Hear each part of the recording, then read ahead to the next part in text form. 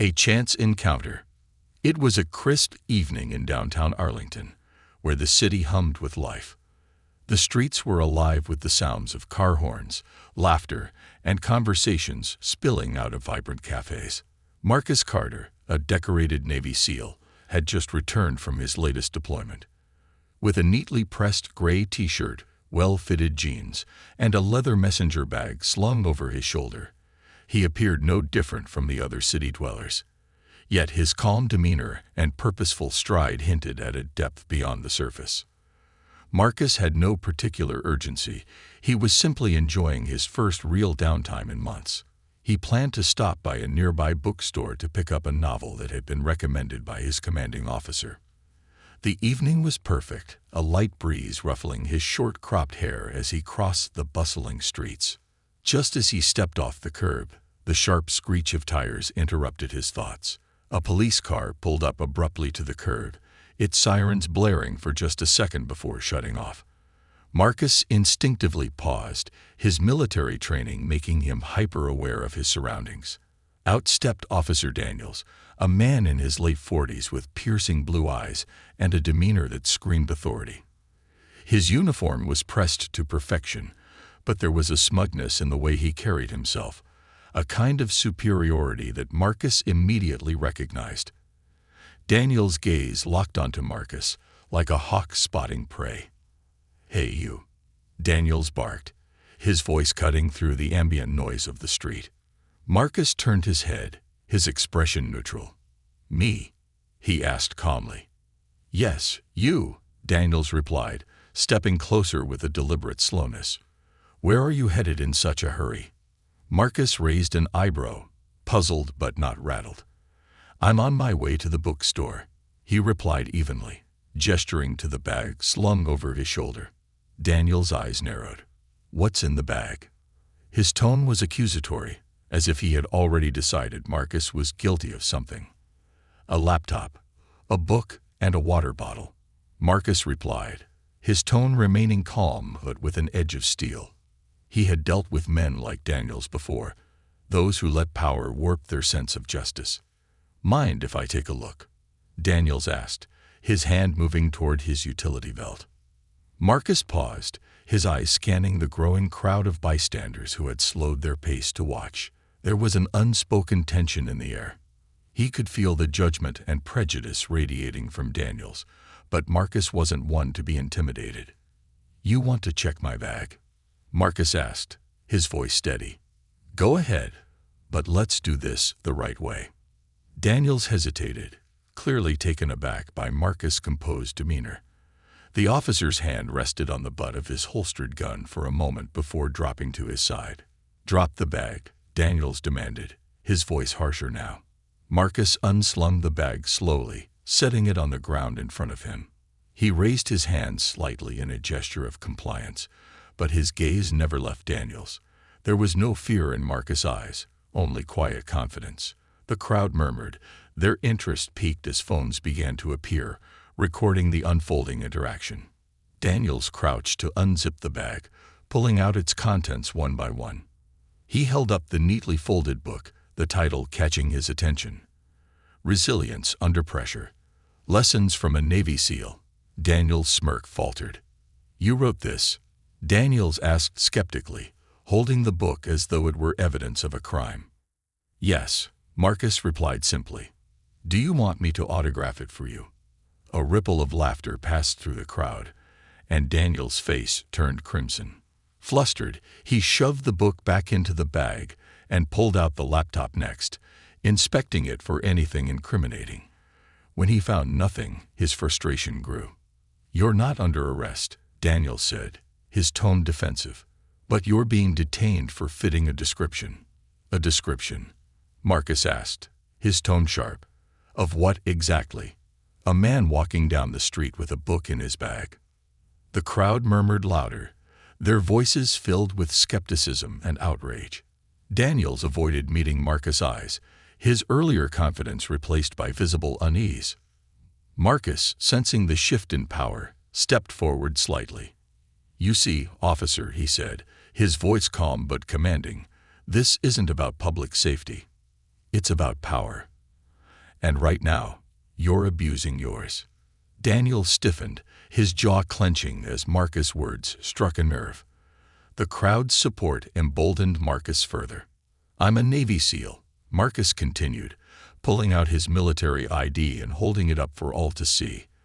"I've served my country with honor and discipline, and I won't let someone like you question my integrity without cause." Daniel stared at the ID, his arrogance crumbling as realization dawned. The crowd erupted into cheers and applause, their phones capturing every moment. Daniel's face turned pale as he realized the gravity of the situation. His authority had been shattered, and the story unfolding before him was no longer under his control. As Marcus stood tall, unyielding in the face of prejudice, he knew this moment was bigger than him. It was a call for accountability, one that couldn't be ignored. This was only the beginning. The pressure builds. The crowd outside the bookstore grew larger, buzzing with whispers and speculation. Phones captured every detail of the interaction between Marcus and Officer Daniels. The tension in the air was palpable, and the growing number of onlookers added an undeniable pressure to the scene. Marcus Carter remained calm, his military training kicking in to help him maintain composure. He stood tall, his eyes locked on Officer Daniels, who was now visibly flustered. The officer's earlier bravado had evaporated, replaced by an undercurrent of uncertainty as he tried to regain control. "You think showing me an ID changes anything?" Daniel said, his voice cracking slightly. He tossed Marcus' military ID back to him with a sharp flick of his wrist. "I'm still doing my job." Marcus caught the ID effortlessly, sliding it back into his wallet. "Your job?" he asked, his tone steady but sharp. "Does your job include targeting people without cause, or is it just me you decided to stop tonight?" The murmurs in the crowd grew louder. A woman in her early 30s, holding her phone aloft, called out, "What's his crime, officer?" "Walking while black." Daniel's head snapped toward her, his face flushed. "You don't know what you're talking about," he snapped, his tone defensive. But the woman's words had already planted a seed of doubt in the minds of those watching. Marcus tilted his head, a faint smile playing on his lips. "You seem pretty sure of yourself," he said, his voice calm but carrying an edge that commanded attention. "But let me ask you this. If you were so confident I was a threat, why are you stalling? Why haven't you called for backup or even explained what I supposedly did wrong?" Daniel's face turned an even deeper shade of red. His hand hovered over his radio as if considering his options. But he hesitated. The growing crowd and their pointed questions had created a dynamic he wasn't prepared for. "You fit the description," Daniels finally said, his words coming out in a rushed jumble. Marcus raised an eyebrow. "Description of what?" he asked, his voice cutting through the murmur of the crowd like a blade. "A man walking down the street, or was it something else?" The silence that followed was deafening. Daniel's hesitation spoke volumes, and the crowd picked up on it immediately. More voices joined in, questioning his motives and demanding answers. "Tell us the truth," someone shouted. "Why did you stop him?" Another called out. Daniel squared his shoulders, trying to summon the authority that had slipped through his fingers. "This isn't a debate," he barked. "I'm doing what's necessary to keep this city safe." Marcus let out a low, humorless laugh. "Safe from what, officer?" he asked, taking a step closer. His movements were deliberate, his voice calm but carrying the weight of years of experience. "Because I don't see anyone else here who seems to be of danger. Or is it just easier to assume I'm a threat because of the color of my skin?" The crowd gasped audibly, the reality of the situation hitting them all at once. Daniel's face twisted in a mix of anger and embarrassment, but he couldn't bring himself to respond. His silence was damning, and Marcus knew it. "You've got a choice to make," Marcus said, his voice low but carrying an undeniable authority. "You can either admit what this is really about, or you can keep digging yourself deeper. But make no mistake, everyone here sees what's happening, and they're not going to forget it." The crowd erupted into applause and cheers, their support for Marcus growing louder with every passing second. Daniel's gaze darted around nervously, his earlier confidence crumbling under the weight of public scrutiny. "Enough," Daniel shouted, his voice cracking as he raised his hands in an attempt to quiet the crowd. "This is getting out of hand." Marcus stepped back, giving Daniel space, but not relinquishing control of the moment. "You're right," he said, his voice calm but firm. "This is out of hand, but not because of me. You made this choice when you decided to stop me without cause. So now, it's on you to explain yourself." Daniels clenched his jaw, his frustration evident as he tried to formulate a response. But before he could speak, a voice from the crowd cut through the noise. "You should apologize," an elderly man said, his voice steady and full of conviction. "Not just to him, but to all of us. We deserve better from the people who are supposed to protect us." The crowd murmured in agreement, their support shifting even further in Marcus' favor. Daniels looked around, his eyes filled with desperation as he realized he had lost control of the situation. Daniel stammered, his words faltering under the weight of the moment. Marcus watched him carefully, his expression unreadable. "An apology would be a start," he said, his tone measured. "But it's not enough. You owe this crowd, and this city, an explanation for why you thought it was okay to target someone without cause." The crowd roared in agreement, their voices rising in unison as they demanded accountability. Daniel stood frozen, the realization dawning on him that there was no easy way out. His authority, once so absolute, had been stripped away in the face of truth and justice. Marcus turned to the crowd, his voice carrying over the noise with the ease of a seasoned leader. "This isn't just about me," he said, his words resonating with everyone who had gathered to watch. "It's about standing up to injustice, no matter where it comes from. And it's about making sure that people in positions of power are held accountable for their actions." The cheers that followed were deafening, a wave of support that seemed to shake the very ground beneath their feet. Daniels, now visibly shaken, took a step back, his face pale as he realized the gravity of his situation. Marcus turned back to him, his expression calm but unyielding. "The next move is yours, officer," he said. "But know this, whatever you do next, the truth is already out, and the people here won't let it be ignored." The crowd erupted into cheers once more, their support for Marcus unwavering. Daniel stood frozen, his earlier arrogance replaced by a deep sense of unease. The power dynamic had shifted entirely, and Marcus knew it. As the crowd began to chant for accountability, Marcus took a step back, allowing the weight of his words to hang in the air. This was no longer just about him. It was about a community coming together to demand justice, and a system being forced to reckon with its own failures. And in that moment, Marcus knew that change was inevitable. A lesson in leadership. The scene in downtown Arlington had grown into something extraordinary. What had begun as a routine, albeit prejudiced, police stop had transformed into a powerful standoff between Marcus Carter, a decorated Navy SEAL, and Officer Daniels, whose authority seemed to crumble with every passing second. The crowd, now numbering in the dozens, had turned from passive onlookers to active participants, their voices demanding accountability. Marcus stood tall, his presence commanding attention without needing to raise his voice. Daniels, on the other hand, was unraveling. The officer's confidence was long gone, replaced by a nervous energy that betrayed his growing desperation. Phones remained fixed on him, capturing every moment for the digital court of public opinion. "You don't seem to understand what's happening here, officer," Marcus began, his voice calm but sharp enough to cut through the murmuring crowd. "This isn't just a moment, it's a message. A message that your actions, your choices, have consequences."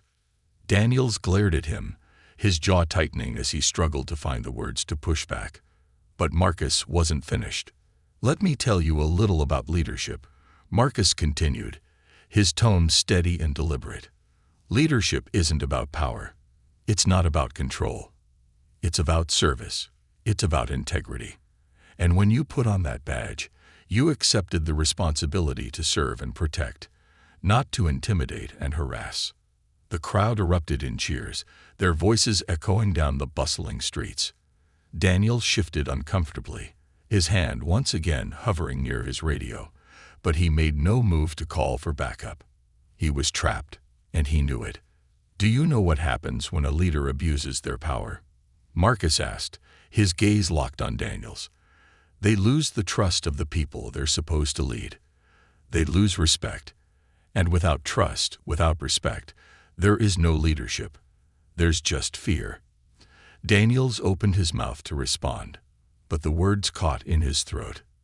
His earlier attempts to assert authority had only dug him deeper into a hole, and now he was being schooled by a man who embodied everything he was supposed to stand for. Marcus turned to the crowd, his voice carrying effortlessly over their cheers.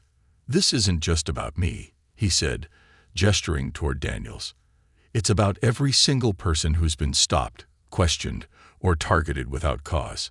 It's about holding people accountable when they fail to live up to the responsibility of their positions." The crowd responded with thunderous applause, their support for Marcus unshakable. Among them, a young woman stepped forward, her phone still recording. "What's your excuse, officer?" she called out, her voice strong and clear. "Why did you stop him? What made him so suspicious to you?" Daniel's face flushed, his gaze darting from the woman to Marcus, and back again. I thought he fit a description," he stammered, the words tumbling out in a weak attempt to justify his actions. "A description of what?" Marcus asked, his voice cutting through the noise like a blade. "A man walking down the street, minding his own business. Or was it just the color of my skin that made you stop me?" The crowd gasped, their murmurs growing louder. Daniels looked as though he wanted to disappear. His authority, once so absolute, was now in tatters. "This isn't about safety," Marcus continued, his tone growing sharper. "This is about prejudice. It's about profiling. And it's about the abuse of power by someone who swore to do better." The young woman who had spoken earlier stepped closer, her phone trained on Daniels. "Answer him," she said, her voice firm. "Tell us why you thought he was a threat." Daniels glared at her, his frustration boiling over.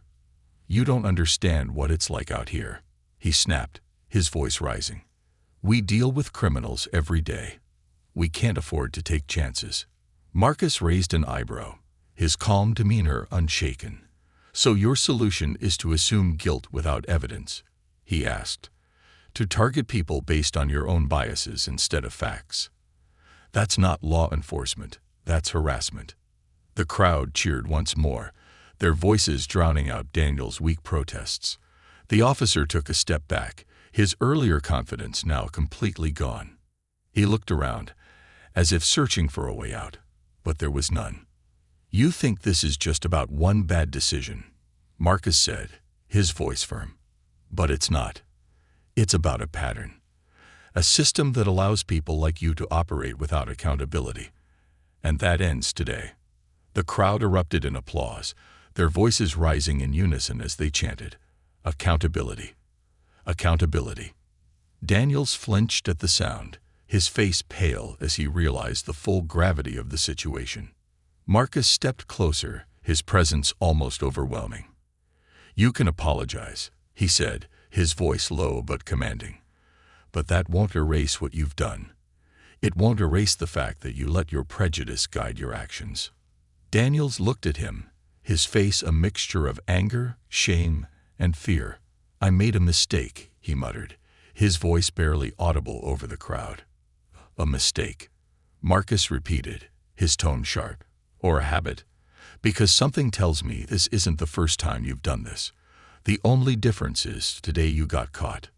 The crowd roared in agreement, their voices. Marcus stepped forward again, his calm and authoritative presence drawing every gaze.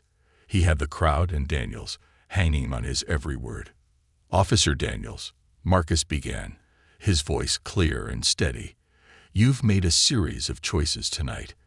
And each of those choices has consequences, not just for you, but for the people you serve. So let me ask you again, Why did you stop me?" Daniels opened his mouth, but his voice failed him. The weight of the crowd's gaze, the unblinking cameras of their phones, and Marcus' unrelenting calm seemed to crush any semblance of composure he had left. I thought you matched the description," he stammered, his words fumbling over themselves. "A description," Marcus repeated, his tone measured. "Of what? Because I'm standing here with a bag containing nothing but a laptop, a book, and a water bottle. Is that what your description said?" The crowd erupted into murmurs of agreement, their disbelief at Daniel's excuse growing louder. "You know what I think."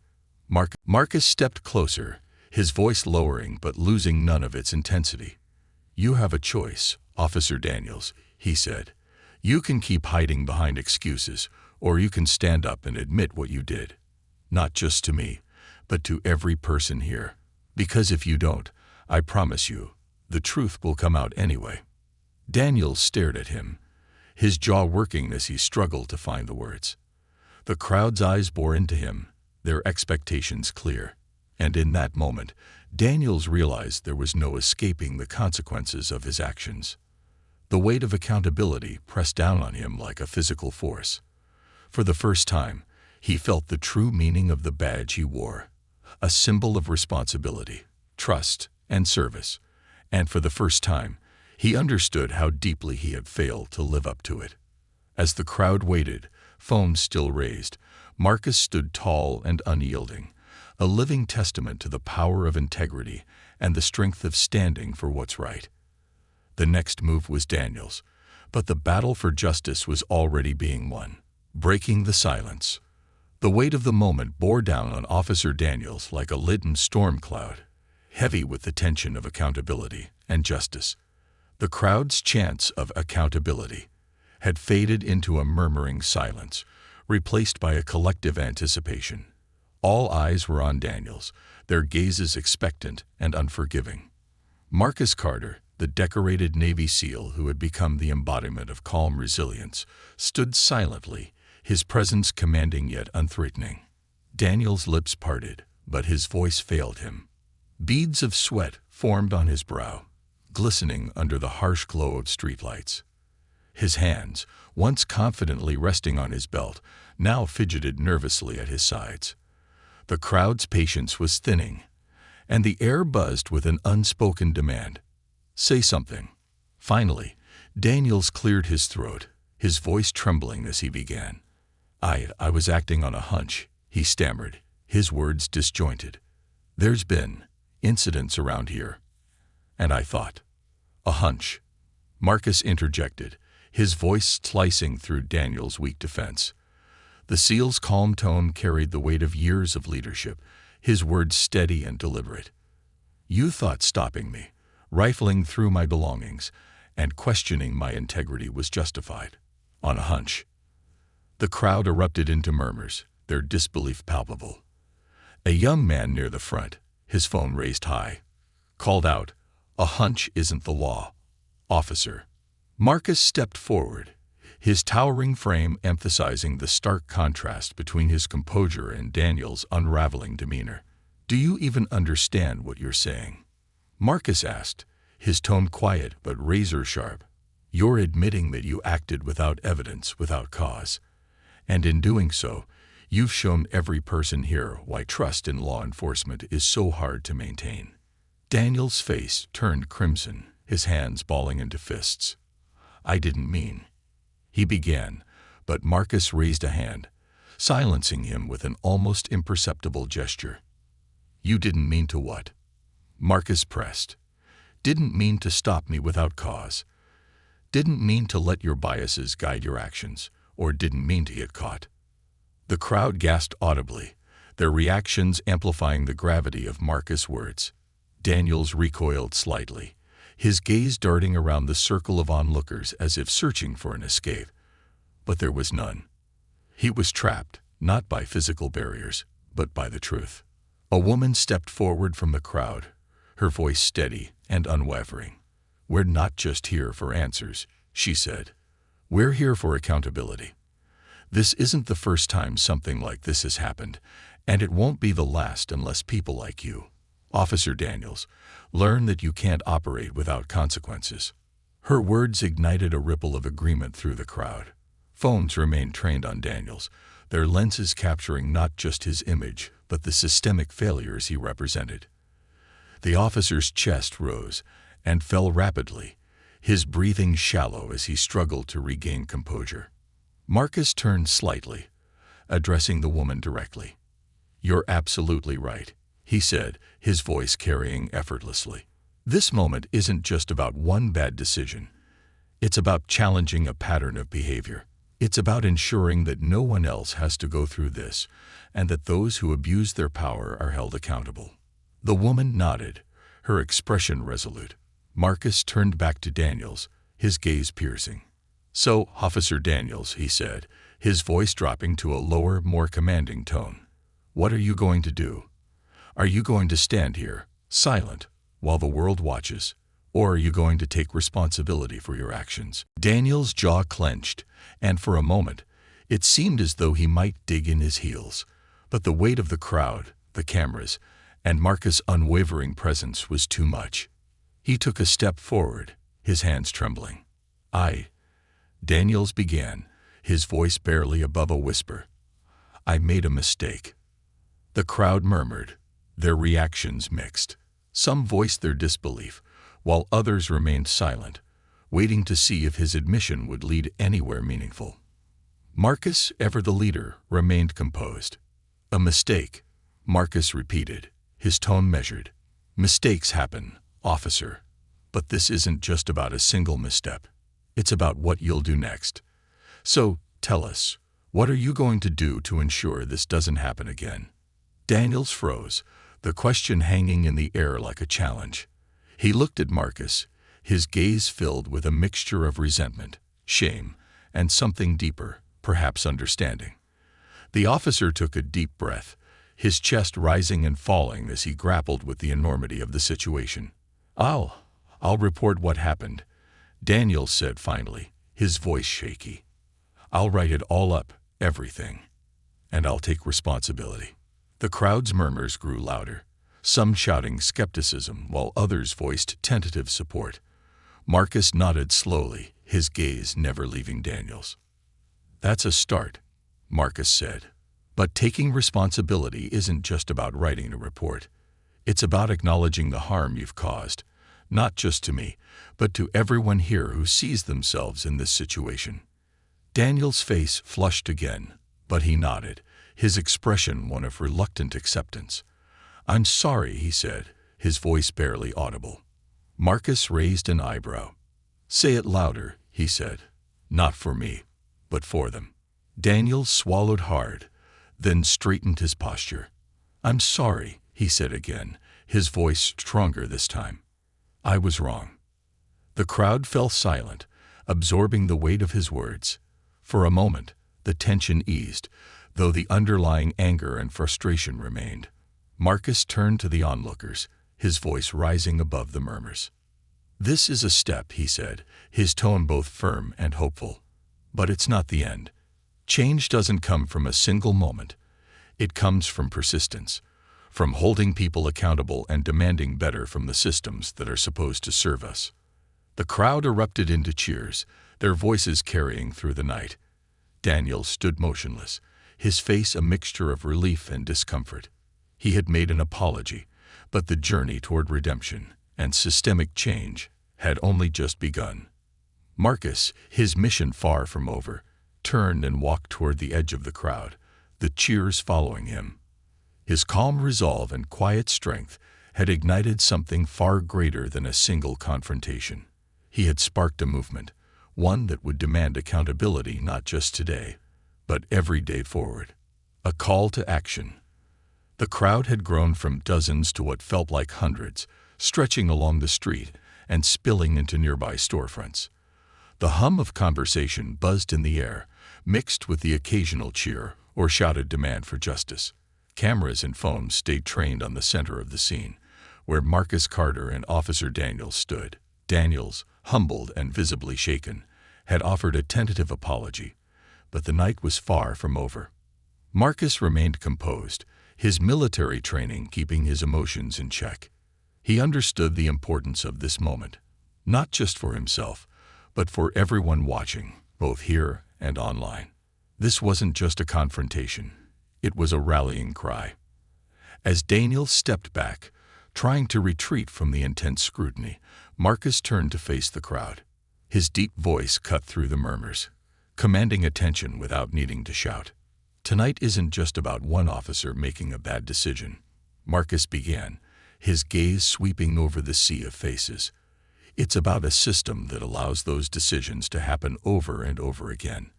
It's about the people who are impacted by those choices, the ones who don't have a crowd to support them or a phone to record the truth." The crowd nodded, their expressions a mix of anger and determination. A young woman in the front row, her phone still recording, called out, "What can we do? How do we stop this?"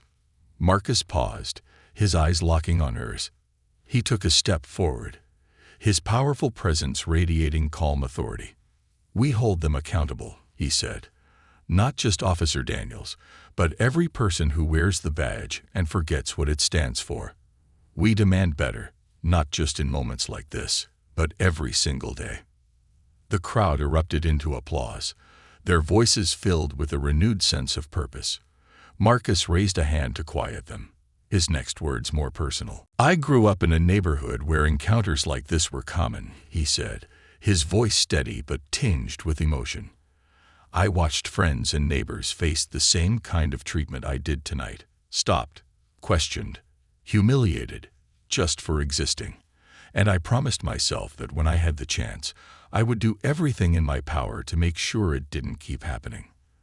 The crowd was silent now, hanging on every word.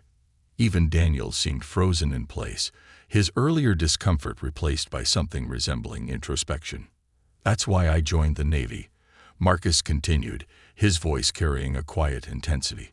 "Not just to serve my country, but to prove that no matter where you come from, no matter what you look like, you can rise above the stereotypes. And that's why I'm standing here now, refusing to back down, because I know what's at stake." A middle-aged man stepped forward from the crowd, his face lined with both anger and hope. "What about him?" he asked, gesturing to Daniels. "What happens to him now?" Marcus turned to Daniels, who shifted uncomfortably under the weight of the crowd's gaze. The officer's earlier arrogance was gone, replaced by a mixture of shame and resignation. "Officer Daniels," Marcus said, his tone even but firm, "you've apologized, and that's a start. But an apology is just words.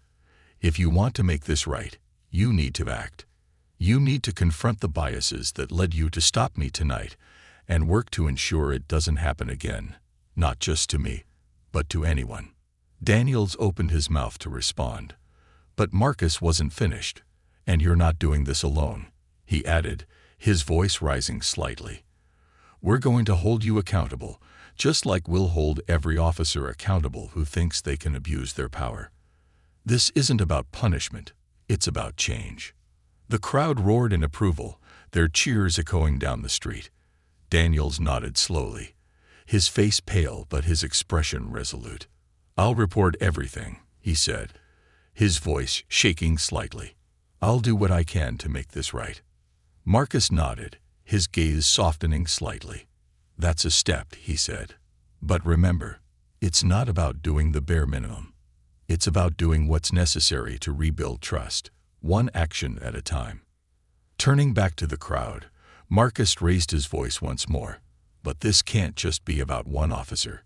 Change doesn't come from a single apology or a single moment. It comes from all of us, standing together, speaking out, and refusing to accept anything less than justice." The crowd erupted again, their voices swelling into a chant of "Justice, justice, justice." Marcus raised a fist, his gesture mirrored by dozens of others in the crowd. "And this isn't just about the police," Marcus added, his voice cutting through the chants. "It's about every system that treats people differently because of how they look or where they come from. It's about schools, workplaces, courts. It's about making sure that every person is treated with the respect and dignity they deserve." The energy of the crowd was electric now. their cheers and applause rolling like thunder. Marcus took a step back, his heart swelling with a sense of purpose. This moment was no longer just about him. It was about a community coming together to demand change. As the crowd began to disperse, their voices still buzzing with energy, Marcus stayed behind for a moment. He watched as people exchanged phone numbers, made plans to organize, and shared their footage of the night's events. He knew this wasn't the end. This was the beginning of something far greater. Daniels lingered as well, his face still pale but his posture less defensive. He approached Marcus hesitantly, his voice low. "Thank you," he said, his tone sincere, "for holding me accountable. I'll do better." Marcus nodded, his expression unreadable. "Words are easy, Daniels," he replied. "Actions are what matter. Prove it." With that, Marcus turned and walked away, his shoulders straight and his head held high. The night's events had set something powerful in motion, and he knew that this was just the first battle in a much larger fight. But as he disappeared into the crowd, he felt a quiet confidence, because he knew he wasn't fighting alone. The ripple effect. As Marcus walked away from the crowd, the energy of the moment lingered in the air. People stayed behind, exchanging contact information, sharing their stories, and strategizing for the future. The footage of the encounter had already begun spreading online, with hashtags like #AccountabilityNow and #JusticeForAll gaining traction on social media. Marcus turned a corner, seeking a moment of quiet reflection. His heart was steady, but his mind buzzed with the weight of what had transpired. He knew the fight wasn't over. This was just one skirmish in a much larger battle against systemic injustice. He reached into his bag, pulling out the journal that Daniels had rifled through earlier. He flipped to a blank page and began writing. 2 days later, the incident had gone viral. Videos of Marcus' calm confrontation with Officer Daniels had been viewed millions of times, sparking debates across social media, news outlets, and even local government meetings. Marcus' name had become a rallying cry, and his words, "Accountability starts with use," were quoted everywhere, from protest signs to online forums. Meanwhile, Marcus remained humble, declining interviews and avoiding the spotlight. He had always believed that actions spoke louder than words, and while the world buzzed around him, he focused on what came next. His phone buzzed on the kitchen counter. Picking it up, he saw a message from a local community leader, inviting him to speak at a town hall. Marcus hesitated. He wasn't one for public speeches, but he knew this wasn't about his comfort. It was about using his voice to inspire change. The town hall was packed. People of all ages and backgrounds filled the seats, their faces a mix of hope and determination. When Marcus took the stage, a hush fell over the room. "I want to start by saying thank you," Marcus began, his voice steady. "Not for me, but for each of you, for showing up, for caring, for believing that change is possible." He paused, scanning the crowd.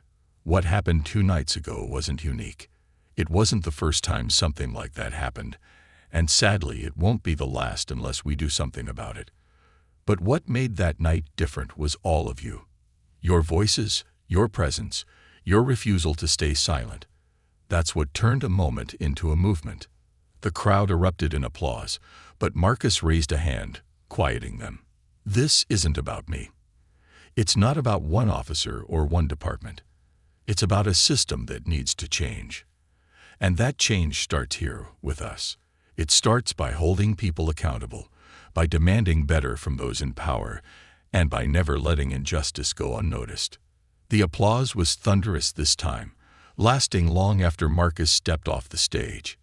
As he mingled with attendees, he heard story after story of discrimination, of resilience, of hope. It reminded him why he had stood his ground that night on the street. This was bigger than him. Weeks later, Officer Daniels had been placed under review by his department. The footage from that night, combined with mounting public pressure, had forced the police chief to take action. Daniels himself had reached out to Marcus, requesting a meeting. Marcus, ever pragmatic, agreed, on the condition that it would be a conversation about change, not excuses. When they met, it was in a neutral space, a community center that had become a hub for local activism. Daniels looked uncomfortable, but his demeanor was different, less defensive, more introspective. "I wanted to apologize again," Daniels began, his voice subdued. "Not just for what I did to you, but for what I've been part of. That night, I saw something in myself I didn't like. I don't want to be that person anymore." Marcus studied him for a long moment before replying. "Words are a start, Daniels, but they don't mean much without action. If you're serious about change, you'll have to prove it, every day." Daniels nodded, his face pale but determined. "I will," he said, "and I'll start by working with the department to make real changes. Training, accountability, everything." 6 months later, the ripple effect of that night had spread far beyond Arlington. New policies were being implemented in the police department, focusing on de-escalation, implicit bias training, and community engagement. Marcus had become an unofficial leader in the movement, though he continued to downplay his role. Walking through the same downtown streets where it all began, Marcus noticed familiar faces. People nodded at him, offering quiet thanks. A group of teenagers approached, shy but excited. "You're Marcus Carter, right?" one of them asked. "We saw your video. You're kind of a hero." Marcus smiled, shaking his head. "I'm just a man who believes in doing what's right," he said. "The real heroes are all of you, showing up, speaking out, and refusing to give up." As the teenagers walked away, Marcus stood for a moment, looking out at the bustling streets. The fight wasn't over, but progress had been made. And as long as people were willing to stand together, he knew they could build a better world. One choice, one action, one moment at a time. Marcus adjusted the strap of his leather bag and walked forward, the sound of his steady footsteps blending with the hum of a city waking up to change.